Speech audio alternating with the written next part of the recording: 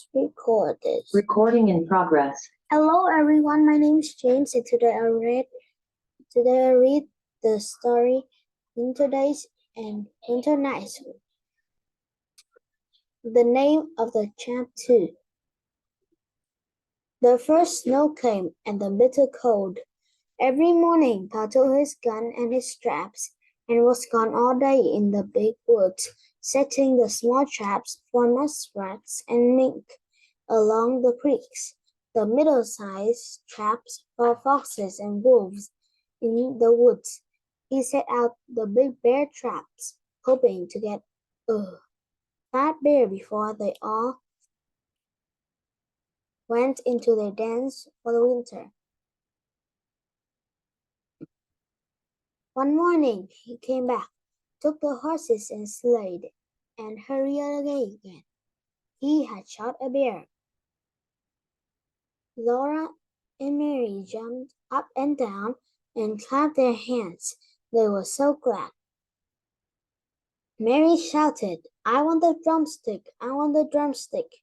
Mary did not know how big a bear's drumstick is.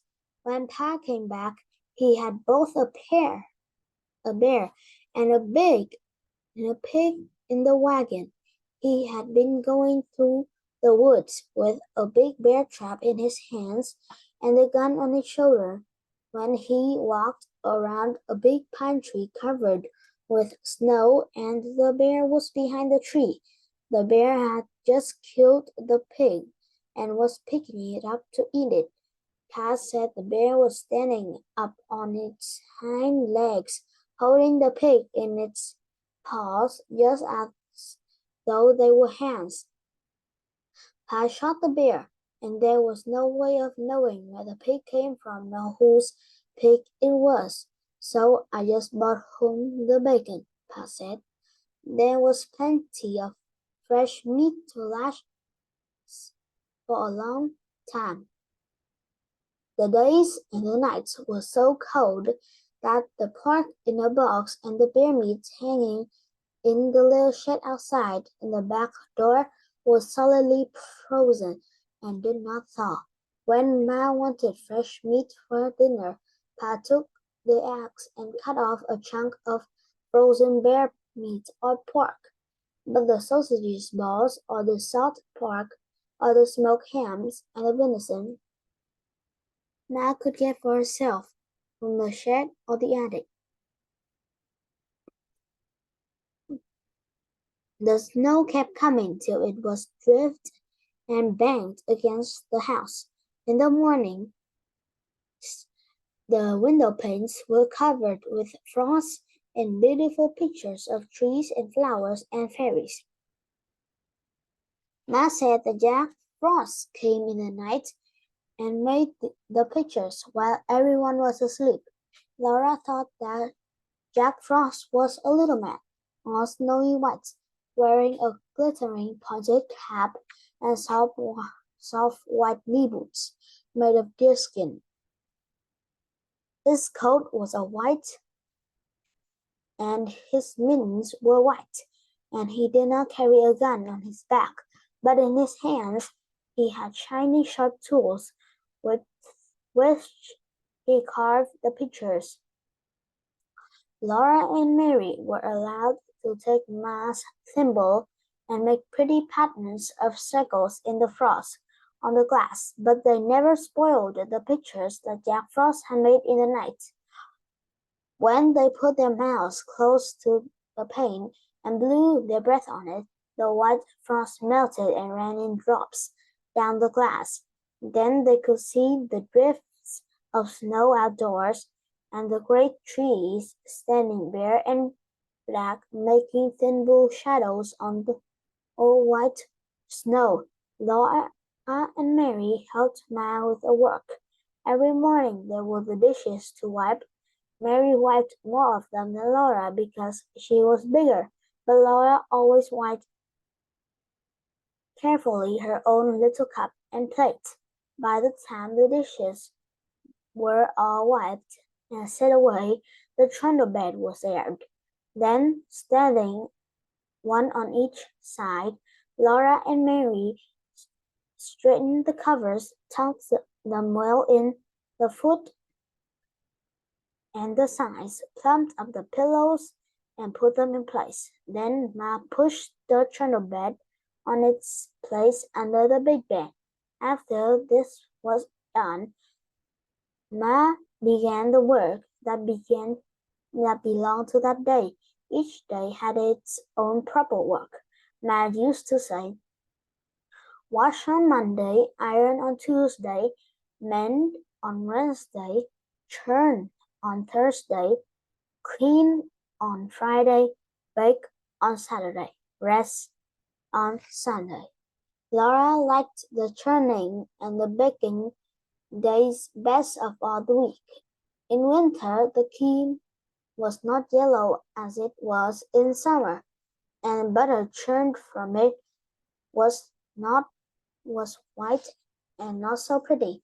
Ma liked everything on her table to be pretty, so in the winter time she colored the butter.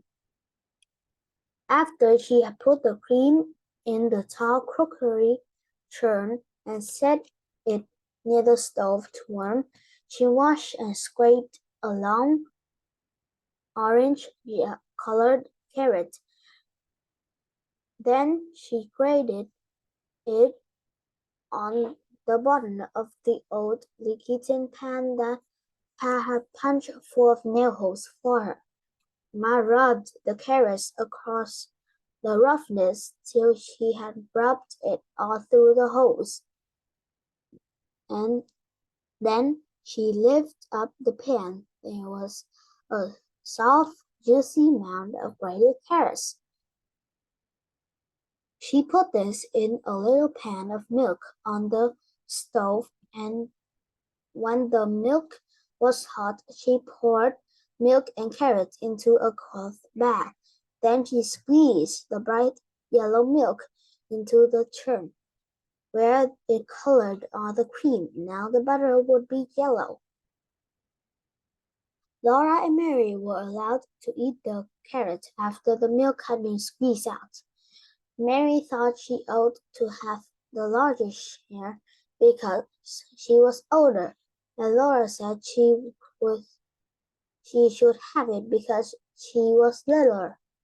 But Ma said they must divide it evenly. It was very good. When the cream was ready, Ma scalded the long wooden churn dash, put it in the churn, and dropped the wooden churn cover over it. The churn cover had a little round hole in the middle, and Ma moved the dash up and down through the hole. She churned for a long time. Mary could sometimes churn while Ma rested, but the dash was too heavy for Laura. At first, the splashes of cream showed thick and smooth around the little hole. After a long time, they began to look grainy. Then Ma churned more slowly, and on the dash there began to appear tiny grains of yellow butter. When Ma took off the churn cover, there was the butter in a yellow lump drowning in the buttermilk. Then Ma took out the lump in a wooden paddle into a wooden bowl, and she washed it many times in cold water, turning it over and over and working it with the paddle until the water ran clear. After that, she salted it. Now came the best part of the churning. Ma modeled the butter. On the loose bottom of the wooden butter mold was carved the picture of a strawberry with two strawberry leaves. With a paddle, Ma packed the butter tightly into the mold until it was full. Then she turned it upside down over the plate and pushed on the handle of the loose button. The little firm pad of golden butter came out, with the strawberry and its leaves molded on the top. Laura and Mary watched, breathless, on one on each side of Ma, while the golden little butter pats, with each with its strawberry on the top, dropped onto the plate as Ma put all the butter through the mold. Then Ma gave them each a drink of good fresh buttermilk. On Saturdays, when Ma made the bread, they each had a little piece of dough to make into a little loaf. They might have a bit of cookie dough too, to make little cookies. And once Laura even made a pie on her patty pan. After the day's work was done, Ma sometimes cut paper dolls for them. She cut the dolls out of stiff white paper and drew the faces with a pencil. Then, from bits of colored paper, she cut dresses and hats, ribbons and laces, so that Laura and Mary could dress their dolls beautifully. But the best time of all was at night when Pa came home. He would come in from his tramping through the snowy woods, with tiny icicles hanging on the ends of his mustaches. He was hang his gun on the wall over the door, threw off his fur cap and coat and mittens, and called, "Where is my little half-pint of sweet cider half drunk up?" That was Laura, because she was so small. Laura and Mary would run to climb on his knees and sit there while he warmed himself by the fire. Then he would put on his coat and cap and mittens again and go out to do the chores and bring in plenty of wood for the fire. Sometimes when Pa had walked his trap lines quickly because the traps were empty, or when he had got some game sooner than usual, he would come home early, and then he would have time to play with Laura and Mary. One game they loved was called the Mad Dog. Pa would run his fingers through his thick brown hair, standing it up on end. Then he dropped on all fours and growled. He chased Laura and Mary all around the room, trying to get them cornered where they couldn't get away.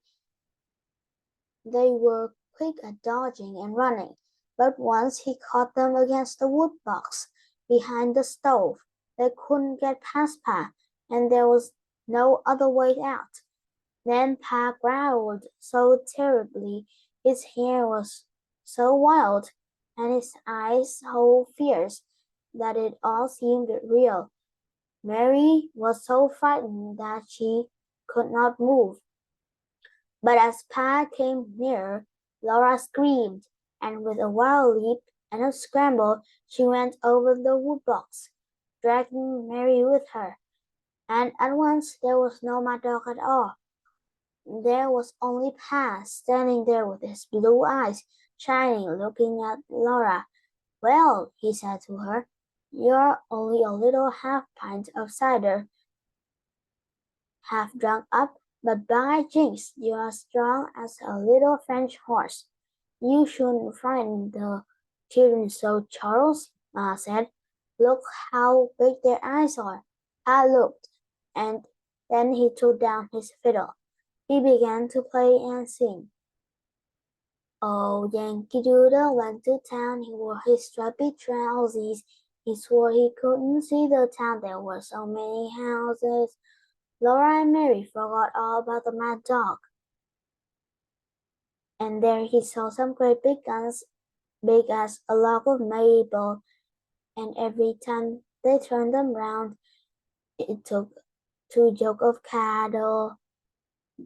And every time they fired them off, it took a horn of powder. It made a noise like father's gun, only a nation louder. Pa was keeping time with his foot, and Laura clapped her hands to the music when he sang, and I'll sing Yankee Doodle Doo, and I'll sing Yankee Doodle Doo, and I'll sing Yankee Doodle Doo, and I'll sing Yankee Doodle Doo. All alone in the wild big woods, and the snow and the cold, in the little log house was warm and snug and cozy. Pa and Ma and Mary and Laura and baby Carrie were comfortable and happy there, especially at night. Then the fire was shining on the hearth. The cold and the dark and the wild beasts were all shut out, and Jack, the brindle bulldog, and Black Susan, the cat, lay blinking at the flames in the fireplace. Ma sat in her rocking chair, sewing by the light of the lamp on the table. The lamp was bright and shiny. There was salt in the bottom of its glass bowl with the kerosene to keep the kerosene from exploding, and there were bits of red flannels among the salt to make it pretty. It was pretty. Lola loved to look at the lamp with its glass chimney so clean and sparkling, its yellow flame burning so steadily, and its bowl of clear kerosene colored by the bits of flannel. She loved to look at the fire in the fireplace, flickering and changing all the time, burning yellow and red and sometimes green above the logs, and hovering blue above the golden and ruddy coals. And then Pat told stories.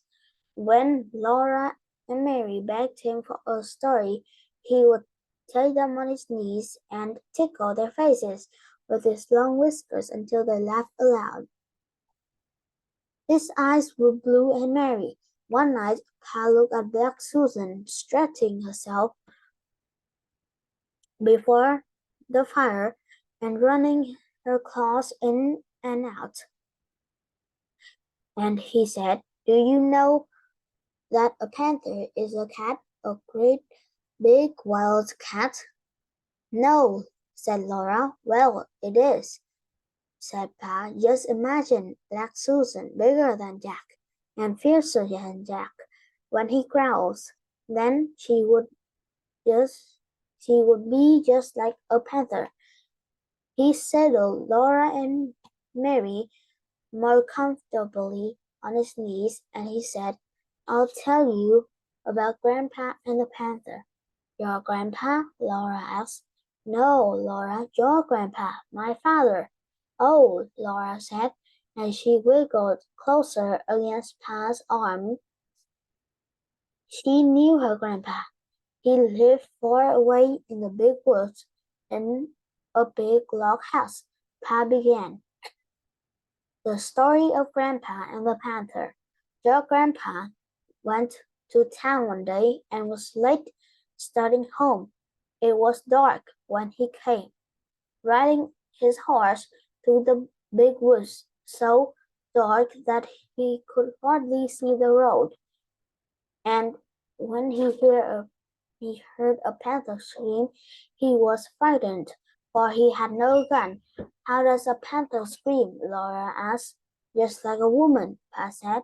"Like this." Then he screamed so that Laura and Mary shivered with terror. Ma jumped in her chair and said, "Mercy, Charles." But Laura and Mary loved to be scared like that. The horse with Grandpa on him ran fast, for it was frightened too, but it could not get away from a panther. The panther followed through the dark woods. It was a hungry panther. It came as fast as a horse could run. It screamed, now on this side of the road, now on the other side, and it was always close behind. Grandpa leaned forward in the saddle and urged the horse to run faster. The horse was running as fast as it could possibly run, and still the panther screamed close behind. Then Grandpa caught a glimpse of it as it leaped from treetop to treetop, almost overhead. It was a huge black panther, leaping through the air like Black Susan leaping on a mouse. It was many, many times bigger than Black Susan. It was so big that if it leaped on Grandpa, it could kill him with its enormous slashing claws and its long, sharp teeth. Grandpa, on his horse, was running away from it, just as a mouse runs from a cat. The panther did not scream anymore, but Grandpa did not see it anymore, but he knew that it was coming, leaping after him in the dark woods behind him. The horse ran with his all might. At last, the horse ran up to Grandpa's house. Grandpa saw the panther springing. Grandpa jumped off the horse against the door. He burst through the door and slammed it behind him. The panther landed on the horse's back, just where Grandpa had been. The horse screamed terribly and ran. He was running away into the big woods with the panther riding on his back and ripping his back with his claws. But Grandpa grabbed his gun from the wall and got to the window just in time to shot the panther dead. Grandpa said he would never again go into the big woods without his gun. When Pa told this story, Laura and Mary shivered and snuggled closer to him. They were safe and snug on his knees with his strong arms around them. They liked to be there before the warm fire, with Black Susan purring on the hearth and good dog Jack stretching beside her. When they heard a wolf howl, Jack's head lifted up, and the hairs rose stiff along his back. But Laura and Mary listened to that lonely sound in the dark and the cold of the big woods, and they were not afraid. They were cozy and comfortable in their little house made of logs, with the snow drift around it, and the wind crying because it could not get in by the fire. So this is the end of chapter 2. We'll read chapter 3 next time. Bye.